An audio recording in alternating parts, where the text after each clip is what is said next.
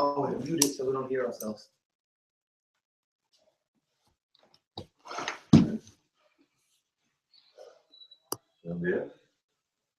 Live from YMSL Studios, the renovated YMSL Studios. Welcome to the Week 7 edition of the DougLESS Report. I'm your host, Bobby Maradian. Welcome back, NRJ, who's on assignment covering the French Open for the YMSL Network.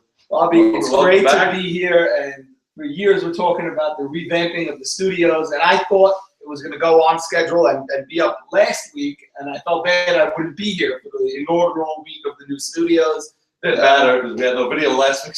Right, so maybe you were in the studios. You guys have two faces for radio anyway, so I think it worked out well when Sebon was here. Yes, you know, a beautiful $28 million renovation. Yes, so and came in under budget. Congratulations on that. We say it every week. What a week in the YMSL, but this week again, no disappointment across the league, field to field. Norman, let's put it in a nutshell. There's one team is dead, one team is on life support, and 7 teams are separated by a game and a half. It's unbelievable that Magical Mystery Tour came back to the pack, and the hottest team in the league is either Maurice Haber's Royals or Sammy Towell back as captain. His Who Cares team. Those two teams are, you know, hot as fire right now. Maurice Haber, no question about it, is very, very hot. The largest run differential in the league. Scored 81 runs, gave up only 33.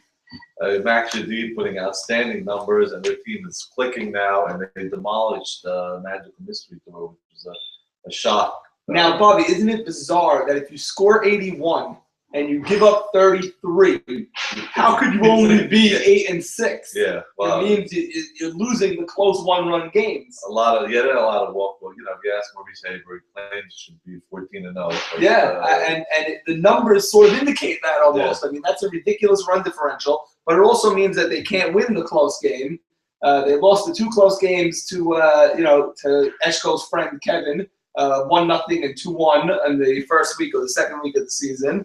They lost a one-run game to a bunch of one-run games. Yeah, they lost a few, but now they're clicking. The one thing that's been consistent is Max Jadid's pitching outstanding this year. Yeah, well, he's an outstanding pitcher. Yeah, the offense disappeared on certain occasions, but now the ironic part about it, you have guys that are 50 years old, like Nathan Towell and Maurice Haber, playing like they're 25 again.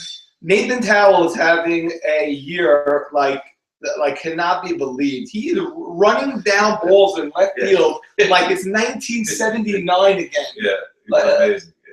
Unbelievable defense he's been playing. He's been making every week 2 or 3 diving catches, running in, running over his head, like unbelievable. Yeah, it looked like the Golden Jets, like he was wearing the Golden Jets uniform again or something like that, because he's getting to everything.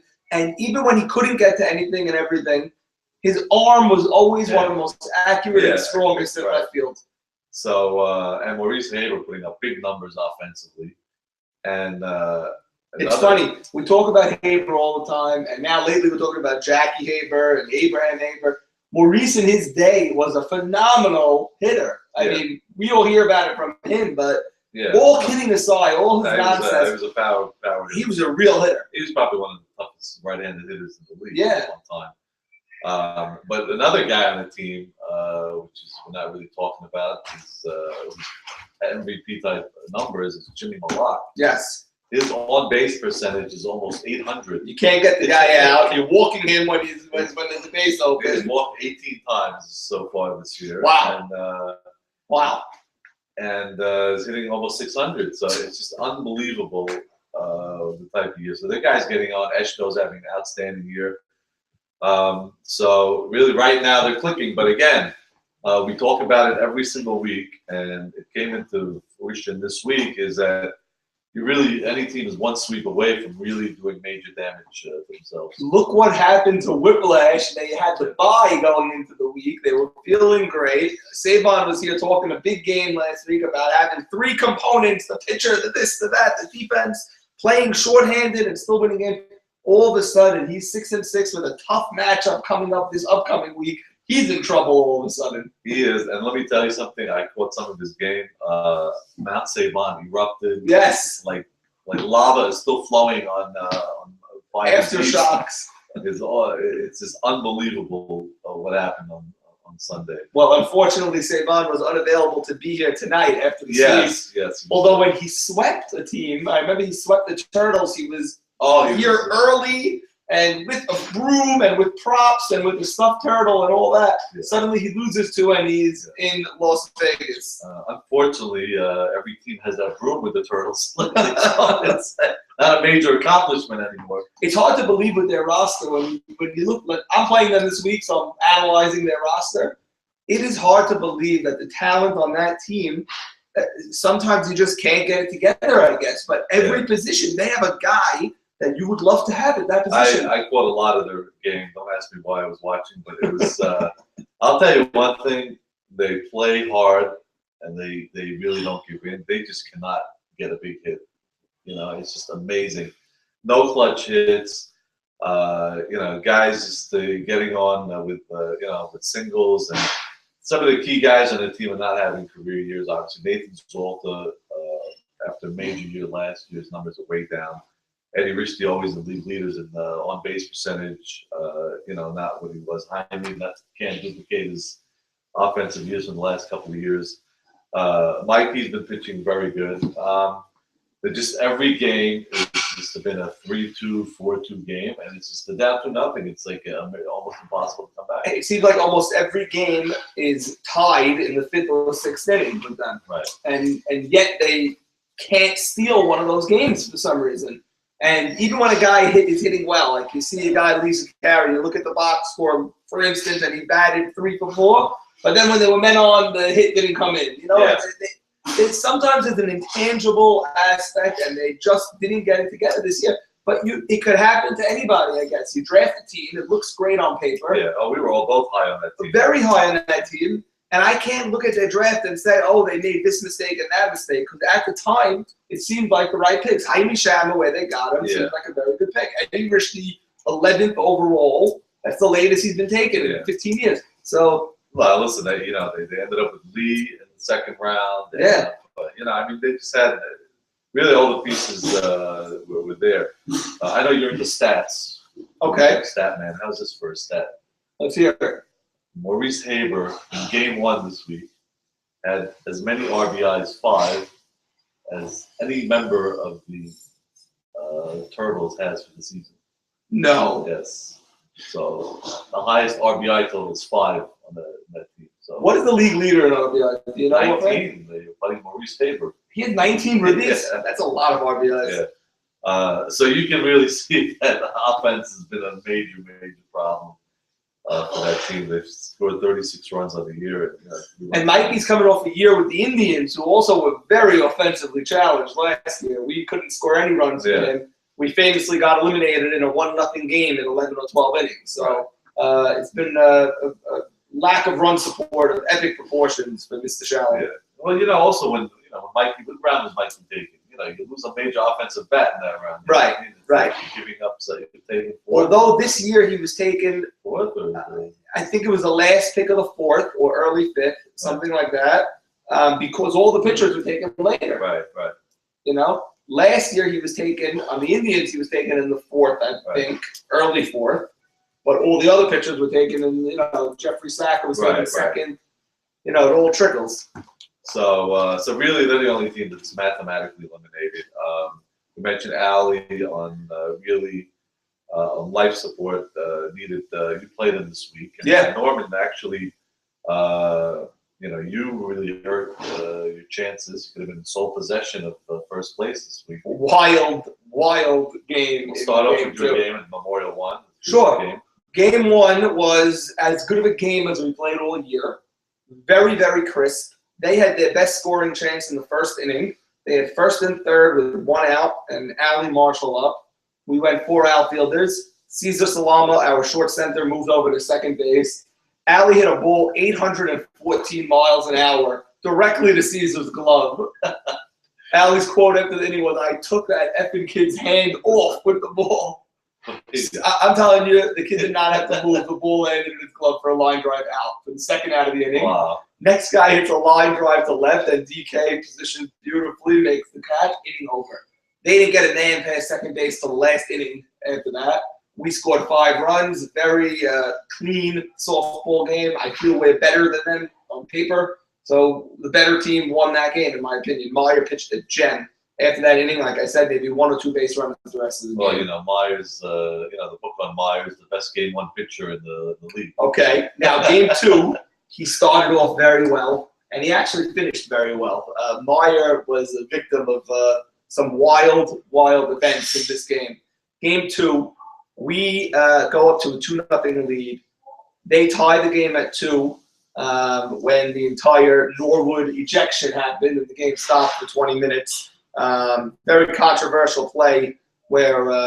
Well, that's synonymous with the Norwood. Yeah, it was controversial. Now nobody thinks that Norwood wanted to hurt or injure anybody, but on a ground ball to third, where there was a force out, and Norwood was the runner from second, he was not yet at the shortstop position, and there was a force out at third.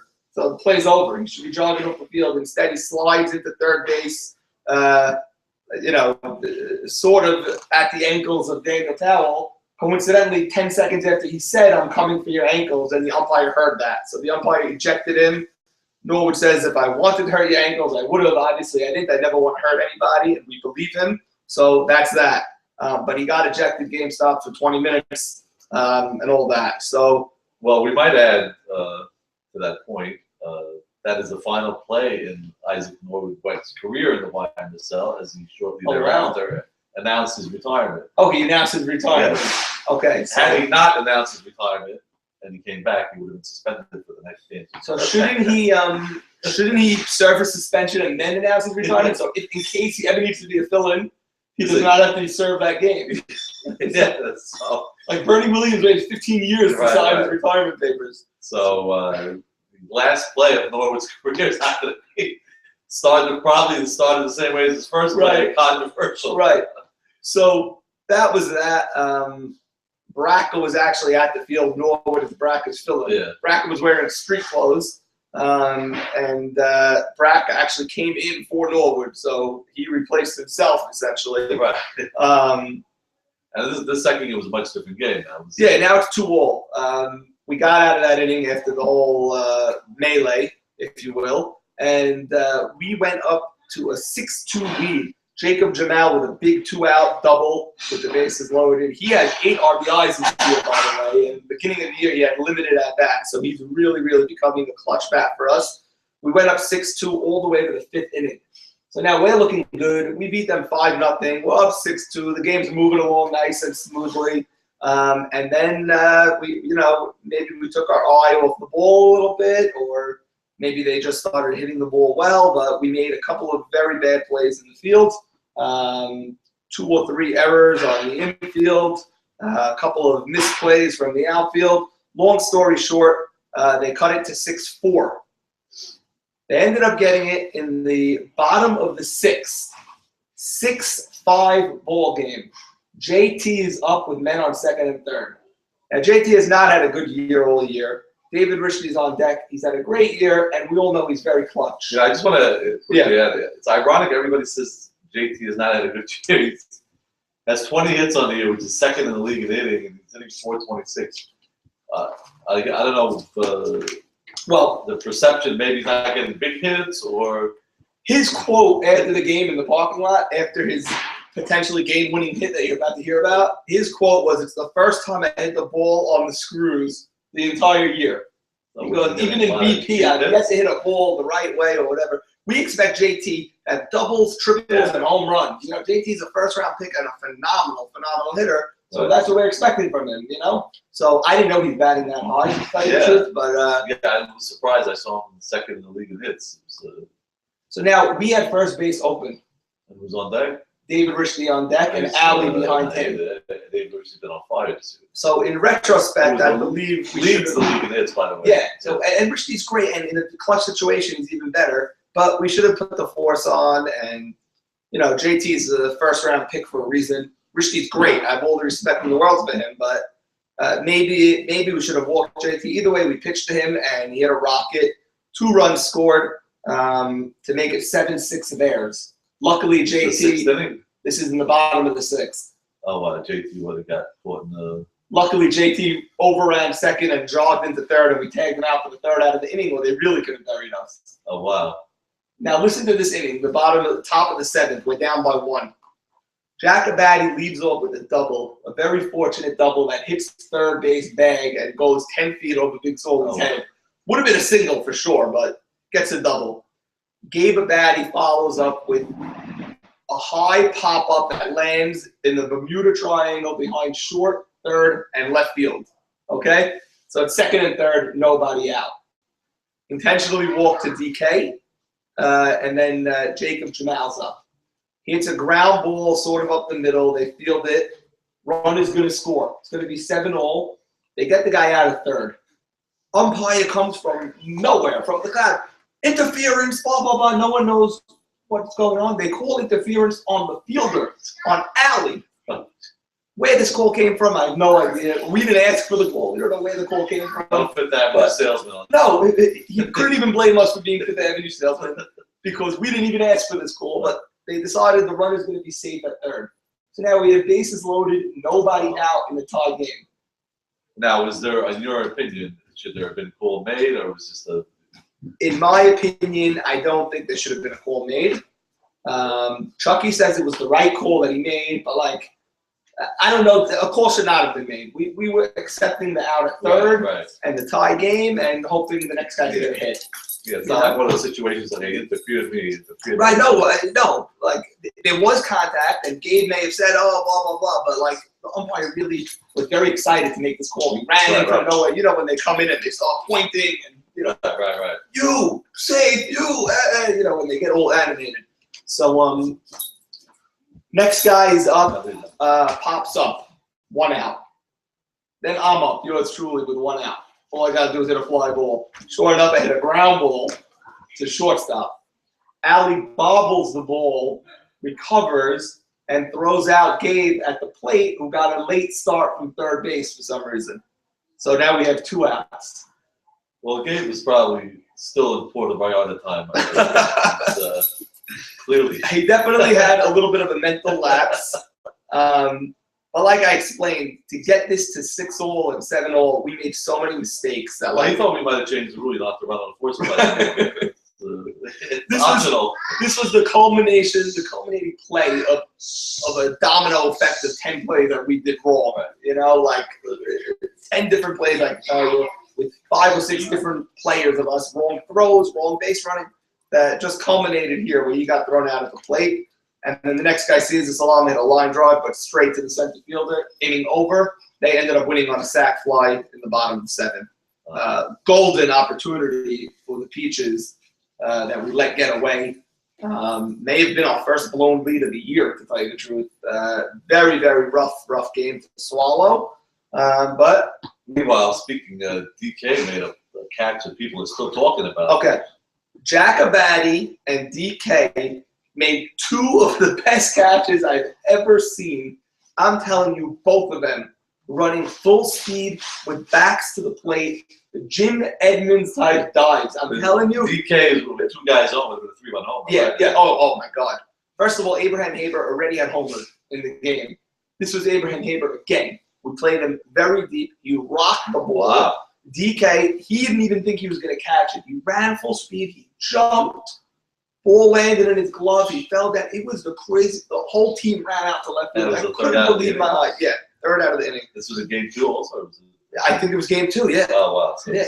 A phenomenal play. RVJ was there. He could not believe his eyes that ball was caught. Yeah. It was. And Jack Abadie, we saw so many catches like that in the World Series. We take it for granted.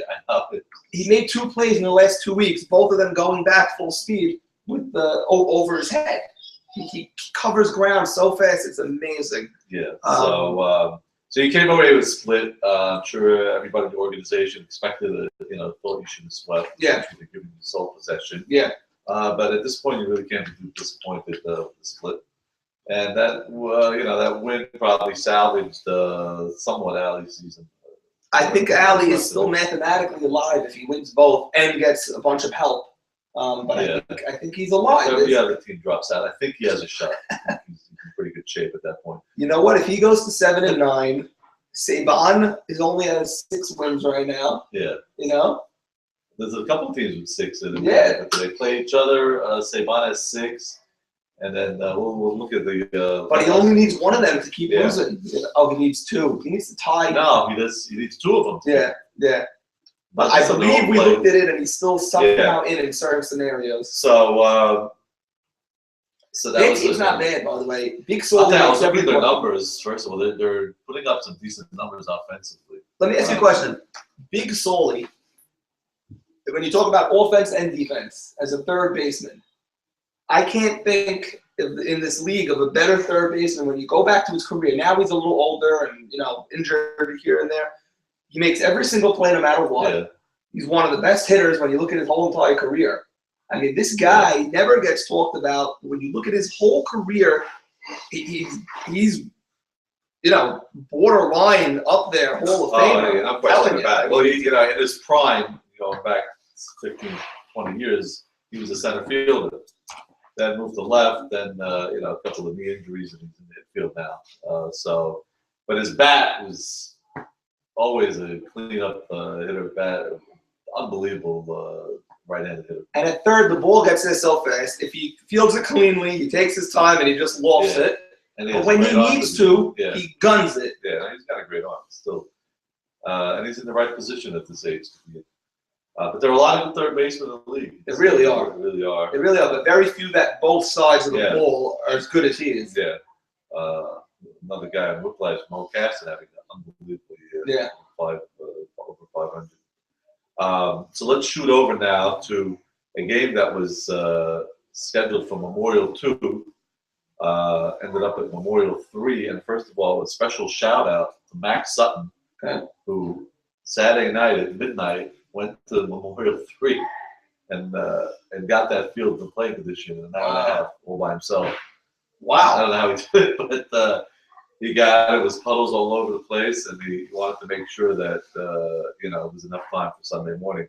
Now, Maurice, I hate Memorial 3 Haber, did not want to play there, and looking back, he probably was glad we put him there. He wanted 2? Yeah. And 2 was not playable? No, it was not playable. A lot of rain. We got an unexpected rainstorm Saturday morning for some reason. But anyway, who would have expected the result of that game? We were checking it out on the Jumbotron. Right. First score we got was 10-0. Bob Jamal predicted the sweep. Oh, really? Yeah. He told me before the week. He goes, they didn't play in a long time. That's true. Also, they were might have been a little rusty. And he also felt that they were way too overconfident to this point in the season. Talking big game. Every year we get these teams. Yeah. We did that with the Untouchables. We did that with a couple of teams, and we got to their head. Maybe. Yeah. But unbelievable. I mean, we talked about how good the lineup is, and the Jeffrey pitching, and Max Deep shut him out, and 12-0, looking like his father in his prime, and.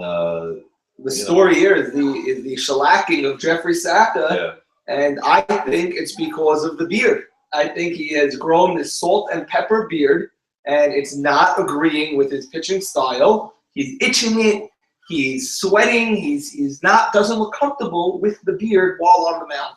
And maybe the heat got to him. It could have the Maya Safdie's on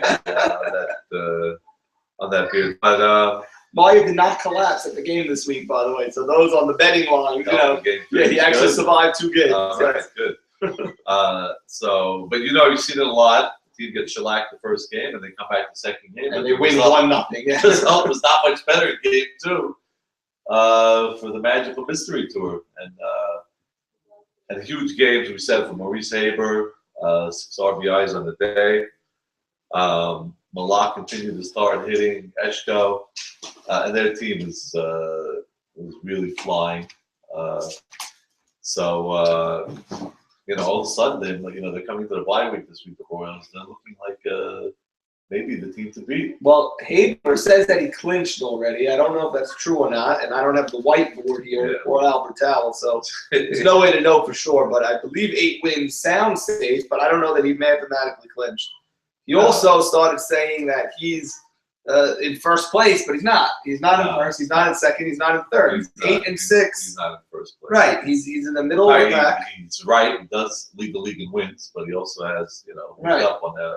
Exactly. So percentage points. He's played 3 more games than the Magical Mystery. So right. So, but they're definitely feeling good. He went to the wedding Sunday night. And he was holding court at the wedding. He was the father of the group. That's how happy he was. So what they would have done if he lost 2, it would have been a great story. Right. But and he has a right to glow. I don't think anybody expected that, and the way they won was. You know what? He started off slow, but like the run differential shows you, they lost very close games early on. The Eshko performance the Jackie Eshko performance when he was fighting for his job, the 1-0 and 2-1 games. So they had some tough losses, and I think everyone in the league was hoping that they would continue to lose because you saw their roster. You saw what he did at the draft. He traded up a bunch of times. He had a really strong draft. Yeah. And I don't think anybody wanted to deal with them in the playoffs. Now someone is going to have to deal with them because they're not going away so quickly. Right. So, they're 8 and 6. They have a very good team, and they were able to turn it around. Now, if you look back at the beginning of the year, everyone expected them to be good. They just started off bad and got red hot now. Yeah. I mean, you kept saying Maurice could just stay out of the way, that the team's he still has time to get in the way, and he will in the playoffs when it matters most. Yeah. Full attendance, by the way. His wife Esther was in attendance. Yes. So she might continue to come with the results at the same time. Yes. He told me the reason she was there is because there was a wedding that day. Yeah. So I don't expect her to be there next week unless they had another wedding. But she was smiling from year to year also. Her husband, her son, this, that, the home runs left and right for the Saber family. Yeah. Leads the league in triples, by the way. Crazy. Amazing stat. But anyway, so Maurice riding high right now. And I'm sure you're going to enjoy the bye week. And now we're going to shoot over to Fireman's West, where fireworks were happening at Fireman's between Whiplash versus Who Cares, where the return of Sammy Tal and his son Solly. Well, thank God that they were able to play and able to return.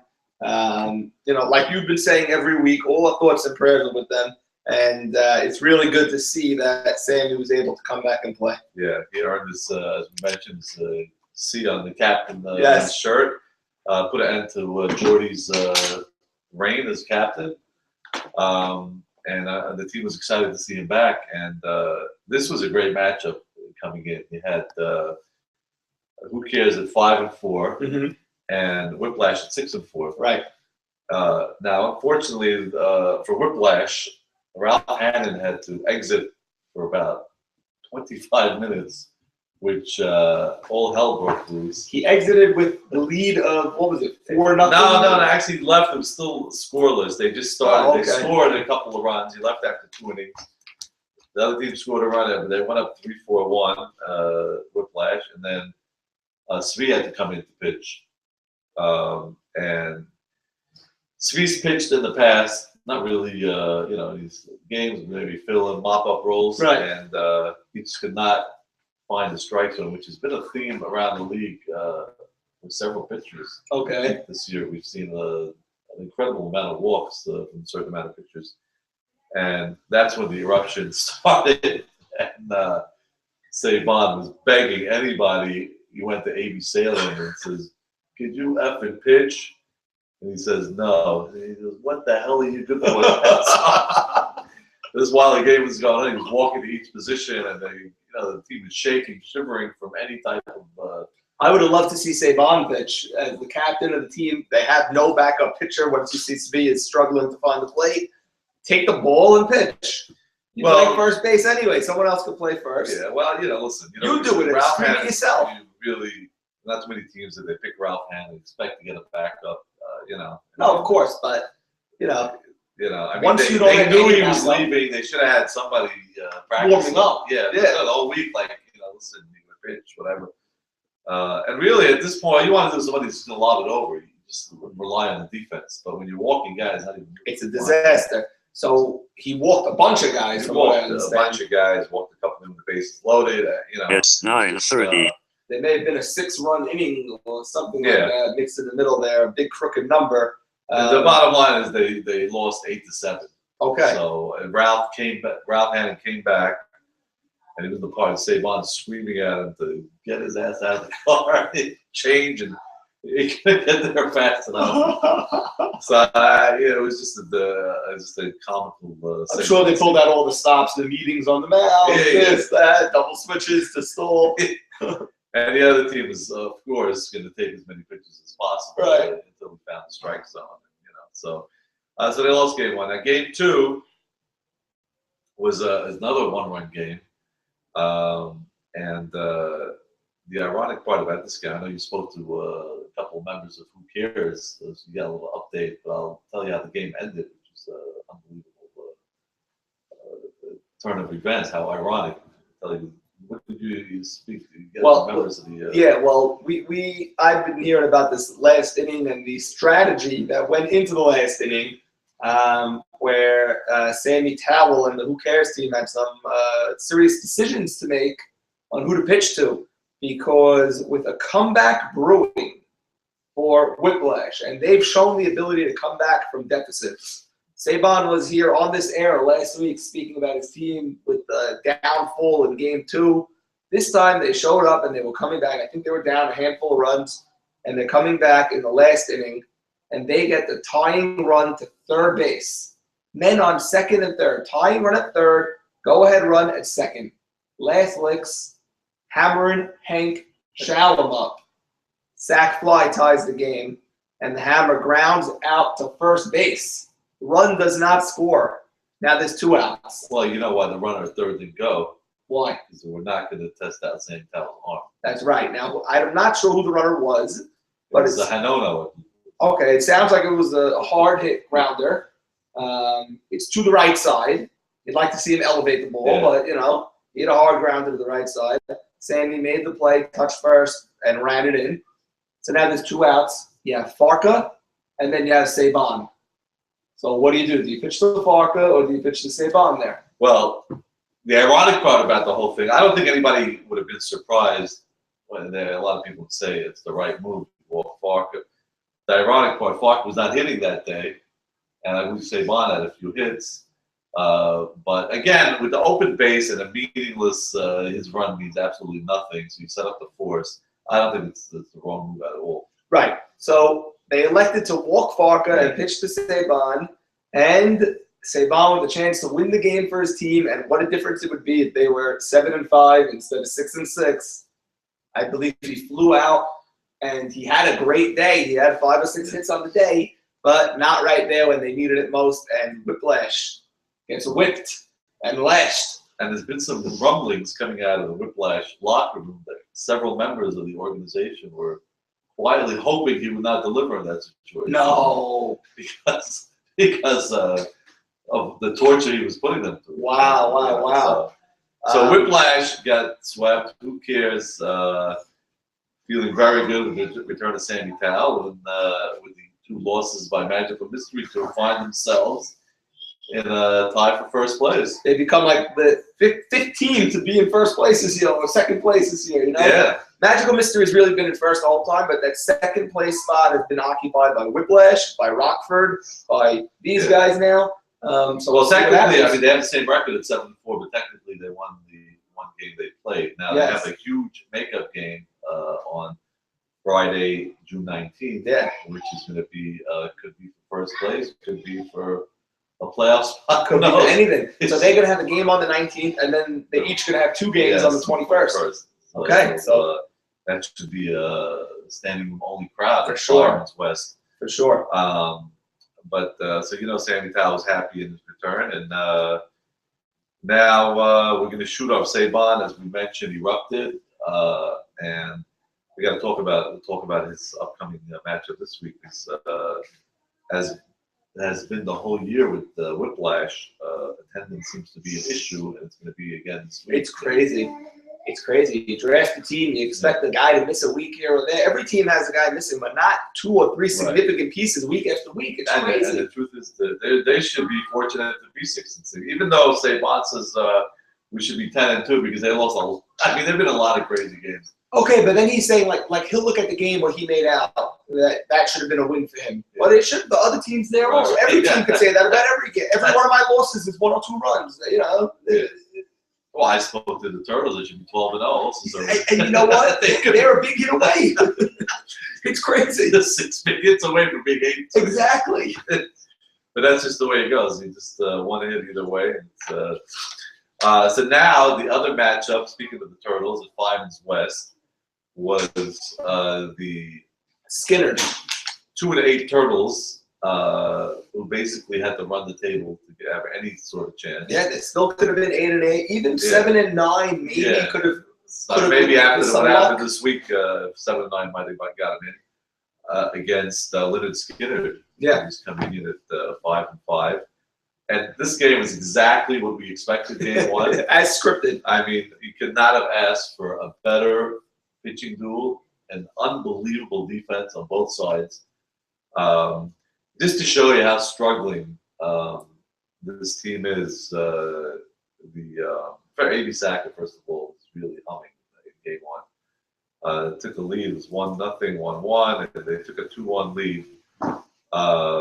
Leonard Skinner, and it was in the bottom of the 7th now, and 2 outs. Eddie Richty lined a double down the left field line, and man could hit. Yeah, he was going to go to second, no matter what. It didn't matter if it was hard line. He had to make something happen.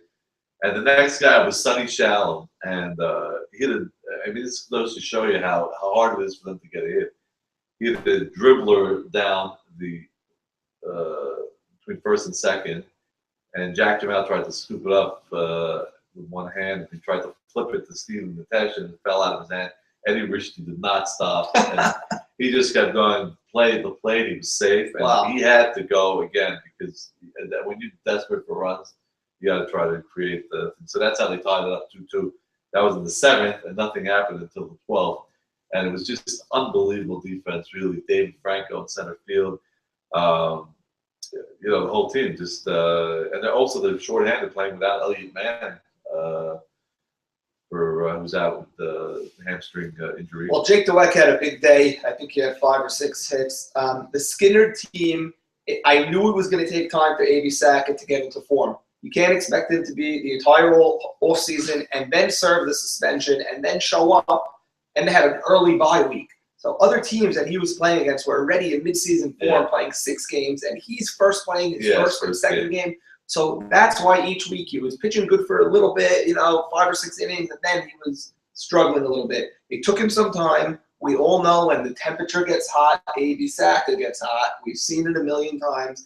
And this team is so dangerous going forward. Franco in center field is going to make every single play. Well, we mentioned also Franco. We talked about he's coming into form now as the old David Franco. We knew it was going to take him time also. You can't take 3-4 years off and then just show up week 1 and be great. It takes some time, and now he's hitting his stride at the right time.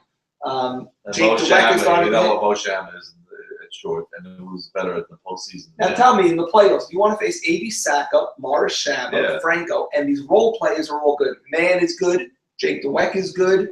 Well, who's having a huge year? Oh, Mino is good. Guy can hit. Yeah. Nice hit. He filled it in the outfield. It was a major bailout while Mann was out. But he's having a huge year. Eshko. Oh, Eshko, by the way, is probably the toughest leadoff man. Yeah.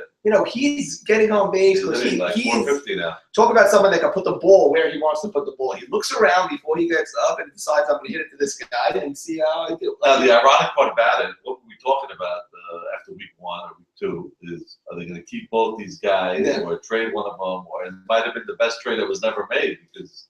Well, it would have been absolutely insane to trade A.B. Sacker. I don't care if they were getting Jimmy, who's having a phenomenal year, or not. I mean, it's all about succeeding in the playoffs. Pitching defense. what it's all about. I mean, come on. So you have AB Sack on the hill. You're feeling good. Jack Jamal is having a great good year. offensive year. Yeah, offensively he's having a good year. And getting big hits, and got some big hits for them yesterday. Now, another guy is Charles Sack, also having a major I'm telling you, they have a good team. Position third. They should be scoring more runs.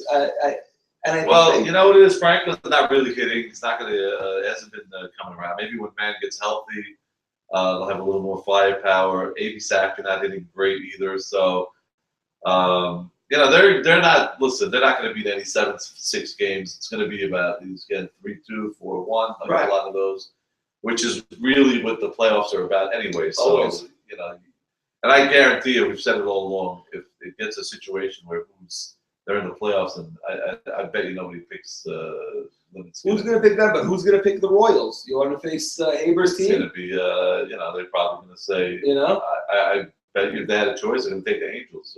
So right. The Angels are in it. I mean, I'm just and saying. then do you really want to face Saban's team with Ralph Hannon? I don't know. Do you want to face Jeffrey Saka? No. No, thank you. You know. So maybe my team, if I'm in, will get picked every time. Like with the Expos, everyone was dying to play us. It sounds like if we get in, that's going to be the theme again. It could be, but so anyway, that was so game one was a 3-2 and 12 innings. It's an incredible game. Now in this game, the Turtles had 2 plays at the plate where Zolta got the tag down and the guy was out at the plate. So they kept trying to tack on Skinner. They got the hits. I believe Nathan Zolta had 2 outfield assists to Jack Zolta at the plate. Well, I'm sure you heard about the game-ending. Well, why don't you walk us through it? The game-ending play was I don't even remember how it was. All I know it was very similar to the play that tied the game. Oh, it was the Turtles. First. It was a squibbler. The guy on second never stopped running. Rounded third, played the plate, bang bang and play. Who was running again? I don't know. I'll tell you, it was. Was it Jack Jamal? No. I think it was. No. Somebody faster than that now? Or? I don't know. I think Jack Jamal got a double in that inning and then came around. They must have been Tran. I think they been Tran for him. They had You think they still had runners in the 12th? Could it have been Mo Shamma or actually who could it have been? Whatever the case was, the throw home was definitely beat him. The only problem was it was to the towards the first base side.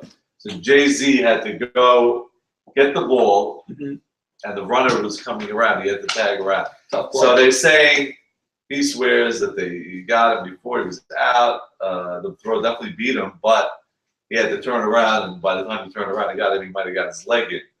And of course, the explosion started. We don't have to, you know, guess what happened after that, but it was very, very close. And probably after 12 innings, they're probably going to give the call to the offensive team to end the game. I believe that was the gripe of the Turtles, that like, oh, you guys want to just go home, so you call the guy safe when, you know, we're fighting for our season here.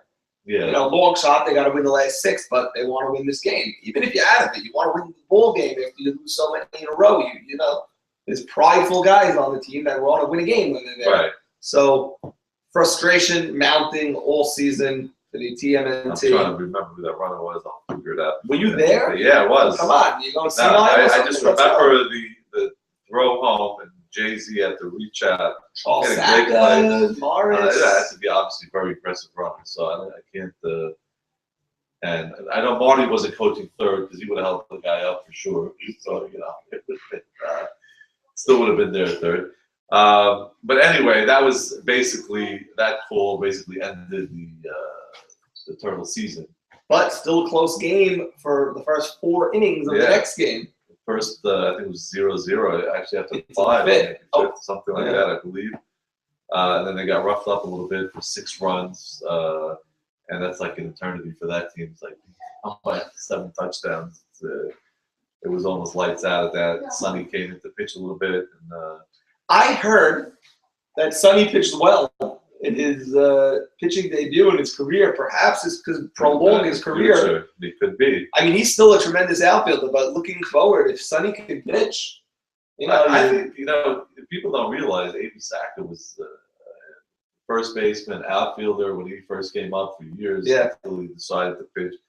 I think a lot of guys are going to start, you know, some guys might not want the pressure, but I think it definitely prolonged careers. I think if you look at the scope of the league, the way it's set up now, I don't think it takes that much. You don't have to be an IPD anymore to be an effective pitcher. Right.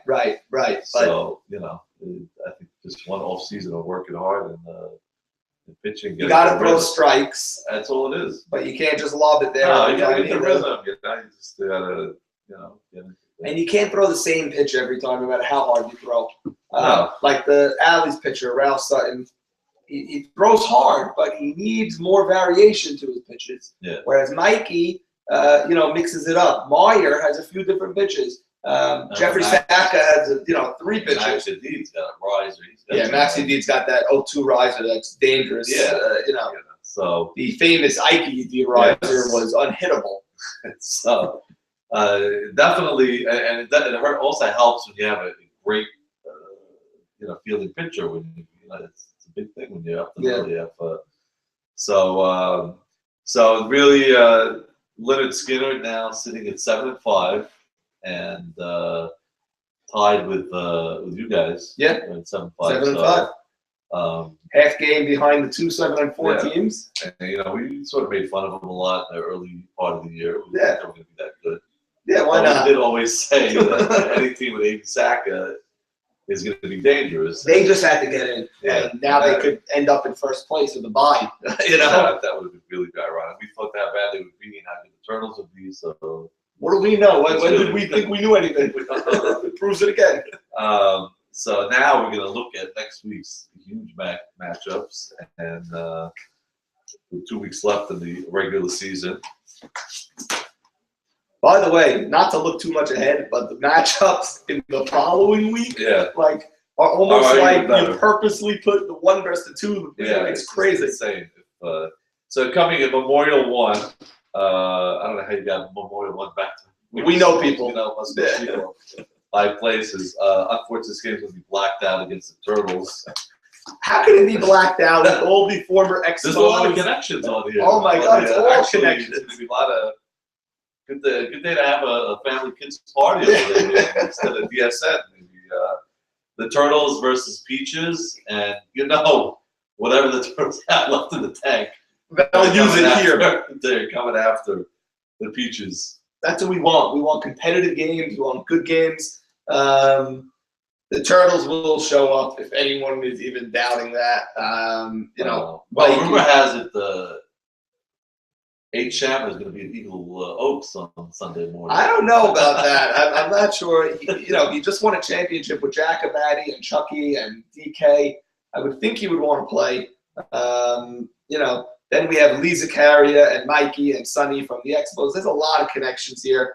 Zolta, then they have Musri, his best friends with Jacobati. There's a ton of connections. I think you're going to see 2 very well-played games. And if you look at the Turtles' scores and you analyze their season, they have not been blown out all year. Yeah, the 13-0 game was 0-0 in the 5th. They're in competitive games all season long where 1 hit can make a difference. So now, are you going to instruct your members of your organization to keep it under control in regards to getting Mikey riled up? Or we're going to do what we do. We're not going to change our game plan for whoever the other pitcher is, and we don't really offend anybody, but we like to make some noise, and we like to have fun out there. Mikey is very big on respecting the game, and so are the Rockford Peaches. Okay, good. So I see. I see the Peaches sweeping here. I hope so. We needed it after last week, letting that game get away. I'm desperate. Especially if you win Game 1, I think it's just going to be, I just hope they put a valiant effort, which I'm sure they will, knowing members of that organization. There's a lot of connections. Eddie Rishti, Sonny. I'm telling you, you look at their team. I don't know how their record is, what their record is. I don't get it. Lee, Eddie, Nathan Zolta, Sonny, Mikey on the mound. I mean, they have a good team. Jaime Shama. Every guy is a good guy. Right. So I don't get it. Again, it could be very close games. The 2. Yeah. Oh, the 2. They're good. I'll tell you one thing. They could just, now that they have nothing to play for, they can let all of a sudden they could explode for 12, 14 months. Exactly. all of a sudden they're loose and relaxed and they're hitting the ball. Yeah. So you never know. This could be the week they explode, and you know, nothing would surprise me in this league. So, so that's that matchup. But I think the Peaches have too much to play for at this point, and you know, I think they're gonna sweep. Over at Memorial 2 or 3, still not decided. Who cares? Wow. Red hot.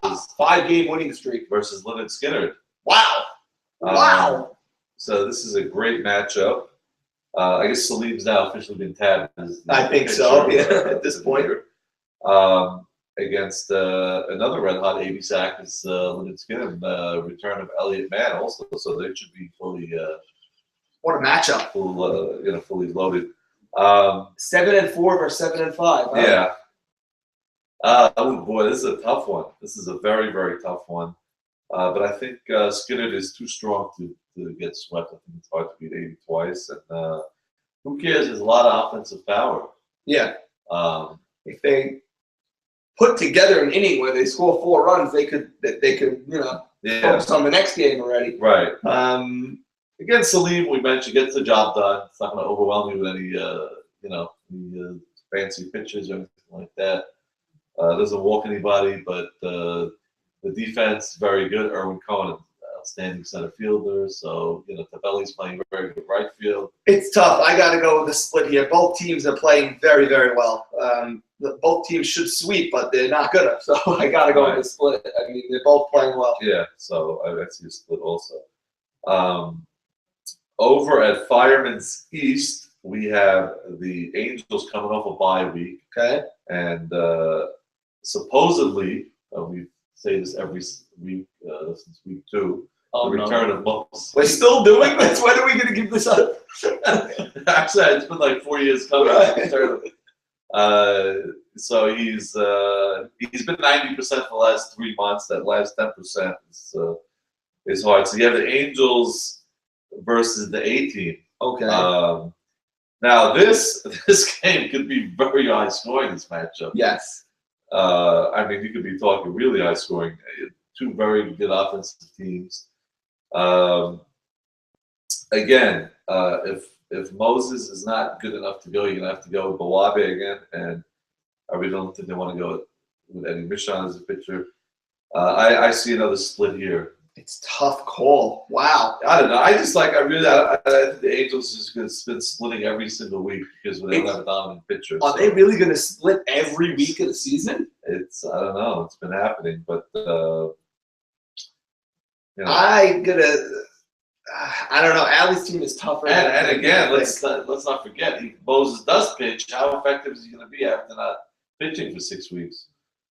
I guess you're right. Yeah, I was gonna say Angels are gonna sweep, and you know what? I'm gonna say Angels will sweep. Oh, you're still going? Yeah, I'm gonna go. You're swaying me a little bit, but I'm gonna stick to my guns and say Angels sweep. They had the off week just now. Their offense is just too good. And how long can you go with splitting every single week? It's hard to do. It's gonna be the straight split. It can't happen. Yeah. They're gonna sweep here. 7 to 6 and 6. So. Coming off a bye week, I don't know if that helps or hurts a little bit, but we'll see. Now, the big matchup, I feel that this is going to be, now it's getting a little interesting. At Fireman's West is going to be Whiplash versus Magical Mystery Tour. Wow. Coming off, a couple of losses. Both those 2 teams 0-4 this week. Yes. Again, 2 very good pitchers, 2 very good offenses. The only problem here is that Whiplash, as we mentioned earlier, is going to be missing a couple of guys. Who are they missing? 2 very key members, unless something happens, is Henry and Billy Mizrahi. Okay. So listen, they've played without Parker, Billy Mizrahi. They missed their center fielder 1 week. Yeah. Parker and Billy in 1 week. That was against the Turtles. They missed both those guys. So we're going to see. They're trying to figure out something regarding this one. But who's the backup shortstop? We're talking about when a pitcher leaves. Who's the backup shortstop? Might have to be Mo Casson. I don't know anybody else. Or Svi. Svi has played shortstop recently. Last year he filled in a game at short. Doesn't have range. Not too much range. But doesn't have range, but makes the plays. Svi's tough. Tough matchup against Jeffrey Sackett to be missing two weapons like that. Right. Especially someone like Hank, who's faced Jeffrey a million times. You want him there that day. Right. Whereas Billy probably hasn't faced Jeffrey that often, and I don't think it's as big of a loss as Hank. No, he's having a great year. I know he is. Against us, he was their best player. Now Leo Manello's going into the outfield, can fill in admirably, but I'm just saying against Jeffrey, you want Hank there because he's faced him so many times. Yeah, he knows him. You're not going to trick him with that thing, and you're not going to with the riser or the backstop. He knows it. So I don't even know where to go with this because if they don't have those two guys, I mean, it's going to be extremely difficult. Yet they keep proving they could win shorthanded, but a huge factor is the wheels coming off with Mount Saban now. Yeah. You know, they lost 2 in a row. They lost actually 3 in a row now. They lost game 2 the week before. So now that's 3 games in a row they lost. Right. I'm predicting that goes to 5 games. I believe all one-run games. They've lost, I think, 4 or 5 one-run games. Yes. So. Although they lost a 1-run game to the Peaches, but we were up 10-4 in the last inning. Right, Maybe 10-9. But I'm going to say the Magical Mystery Tour is now back from their bye. They had last week was an aberration. They had the long layoff. Jeffrey wasn't sharp. He's going to shave this week, and he's going to. Inside information. I know he's getting pressured from his family members to shave his beard. He has 5 daughters, and he's got his wife, and they're not into it. Also, it's going to be 90 on Thursday, so maybe that's not going to help the situation. So I'm going to say that Max Sutton is not going to panic, gets his troops together, and is going to win 2 games against Whiplash, and we're going to see Mount Saban erupting once again. And do we have Mount Saban on the show next week? He loses too. No, we do not. Unless he's coming to do his thing like the terrorists when they do the thing and he threatens. Remember a couple of years ago he came here and said, watch out, I'm taking names. Because next week's matchups, I cannot wait for those because those are going to be really, really classics. But I'd have to say, I don't know. I'll tell you, Whiplash surprised me when you expect nothing out of them. I know. I think they're going to find a way to win one. And bottom line is Ralph Hannon could still dominate any team. So you're not off by saying they're going to get a game. You're not off by saying they can take 2 games. You know, he's shown that he can do it. So, but again, I mean, listen, if this pitch is good and the ground is short and there's a million errors, it's a problem. I think the Hank loss is too much. I really, like you said, you can afford. I think an outfield you can afford. You can get a guy to fill in at center, but short, it's hard. Takes control of the throws from the outfield. The ground. We had a week. Knows exactly what's going on. Exactly. We had a week without Drew, so we put Carlos at short, who's played shortstop in the league. He's played it many times, and he made every single play. But it's just now you take him out of his position, you shuffle in this guy. It's hard to play without a guy. So and without a shortstop especially. So I gotta think MMT is going to take it. But really, Whiplash, they go 6 and 8. That really, really, diminished their playoff hopes. Oh yeah, definitely. They'll need a sweep in the last week. Probably. Yeah, they're playing the Angels the final week of the season. Though Pickens over there. So what's your prediction in this game? I say split. You say split. I think they're going to find a way to win the game. Okay. I think they've done it in the past, and like we said, we don't expect anything from them. So I think they'll find a way to win one. But if Magical Mystery Tour sweeps, I will not be overly surprised. So normal, we'll see what happens. Like we said, 2 weeks left in the regular season, who